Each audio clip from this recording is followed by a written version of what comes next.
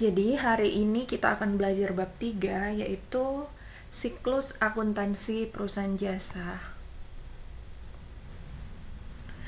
Nah, ketika kita belajar bab 3 ini, harapannya itu nanti kalian akan mampu mendeskripsikan tahap pencatatan akuntansi perusahaan jasa dengan tepat.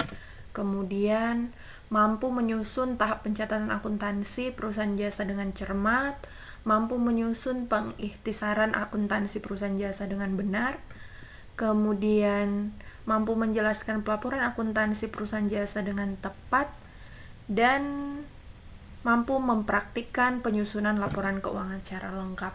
Intinya, yang akan kita pelajari di bab 3 ini berkaitan dengan siklus akuntansi perusahaan jasa, di mana yang dimulai dengan tahap pencatatan, kemudian tahap pengikhtisaran, sampai kepada tahap pelaporan. Hari ini kita fokus untuk membahas tahap pencatatan.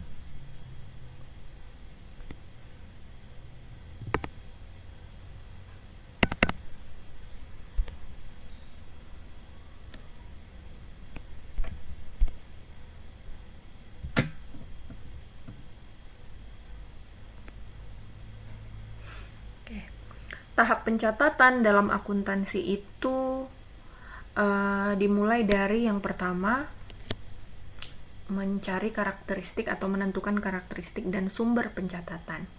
Jadi yang pertama harus ada dulu sumbernya, baru dicatat. Kalau sumbernya tidak ada, kita tidak tahu mau mencatat apa. Jadi yang pertama harus ada karakteristik dan sumber pencatatan, di mana ini dikatakan sebagai bukti transaksi. Kemudian setelah bukti transaksinya tersedia, bukti transaksi ini nanti akan kita catat ke dalam jurnal umum. Jadi jurnal umum ini adalah tempat untuk mencatat segala bukti transaksi suatu perusahaan. Kemudian setelah dicatat di jurnal umum, nanti kita akan posting atau kita pindahkan ke buku besar. Oke, kita lanjut. Apa saja karakteristik perusahaan jasa? Oke, yang pertama, perusahaan jasa. Namanya perusahaan jasa. Berarti yang dijual adalah berupa jasa. Apa saja karakternya? Tidak berwujud. Ya, yang namanya jasa tentu tidak kelihatan wujudnya. Beda dengan perusahaan dagang. Kalau perusahaan dagang sudah pasti dia menjual barang yang ada wujudnya, bisa kita lihat, bisa kita pegang gitu. Sementara kalau perusahaan jasa dia tidak berwujud, kemudian tidak dapat dipisahkan, ada keberagaman dan tidak tahan lama. Itu perusahaan jasa ya. Jadi intinya yang dijual di perusahaan jasa itu adalah pelayanan, bukan barang ya.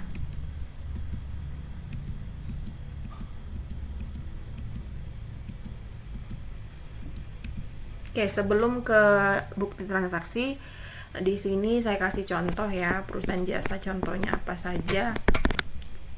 Yang pertama,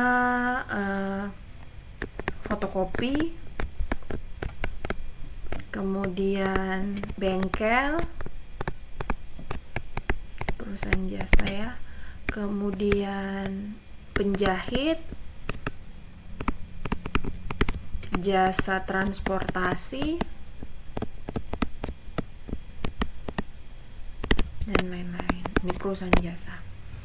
Kemudian, nanti berbagai bukti transaksi itu akan kita catat ke dalam jurnal umum. Sebelum kita catat, kita harus mengetahui dulu dari mana sumber pencatatan akuntansi atau apa-apa saja jenis-jenis bukti transaksi. Nah, di sini bukti transaksi dibagi menjadi dua. Ada bukti internal dan eksternal. Bukti internal contohnya memo. Kenapa memo ini dikatakan sebagai bukti internal? Karena memo ini adalah bukti transaksi yang dilakukan oleh antar karyawan yang ada di suatu perusahaan, antara atasan dan bawahan yang pasti dia berada di dalam suatu perusahaan. Kemudian bukti eksternal ini dibagi menjadi 4. Ada kwitansi, ada faktur, ada nota, dan ada cek.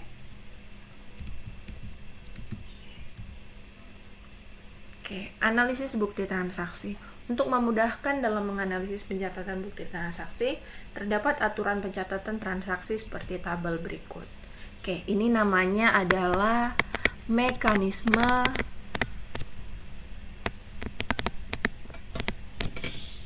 debit dan kredit. Oke, di pertemuan sebelumnya kalian sudah menghafal dan menyanyikan lagu dari mekanisme debit kredit. Nah, di sini sudah jelas ya, aset atau harta apabila mengalami kenaikan atau bertambah, maka posisinya dalam jurnal umum, ini posisi yang ada nanti dalam jurnal umum, akan berada dalam posisi debit. Sementara kalau harta berkurang atau turun, maka posisinya akan berada di kredit. Begitu pula dengan utang, jika bertambah di kredit, jika berkurang di debit. Modal, jika bertambah di kredit, berkurang di debit. Price, bertambah di debit, berkurang di kredit. Pendapatan, bertambah di kredit, berkurang di debit. Dan terakhir beban, bertambah di debit, berkurang di kredit. Masih ingat kan lagunya?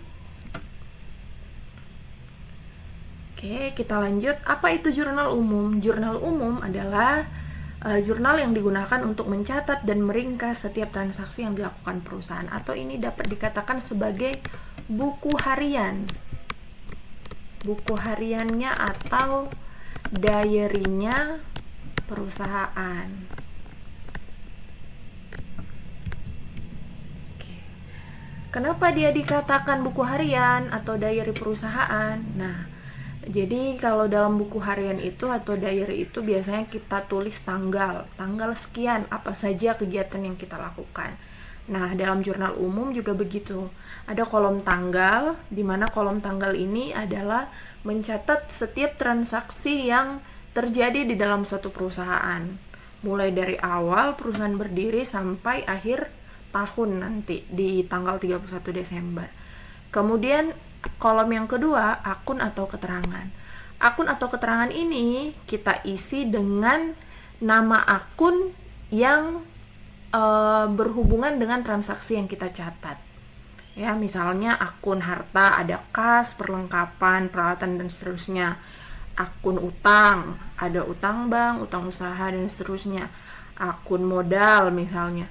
Akun pendapatan, akun beban, akun prive. Nah, setiap akun-akun itu nanti akan kita catat di dalam kolom akun. Kemudian ada ref ini biasanya berisi tentang nomor akun, namun ini biasanya diabaikan ya, tidak terlalu berhubungan dengan pencatatan. Kemudian ada kolom debit dan kredit. Kolom debit dan kredit ini kita gunakan untuk mencatat jumlah dari akun yang sudah kita catat tadi.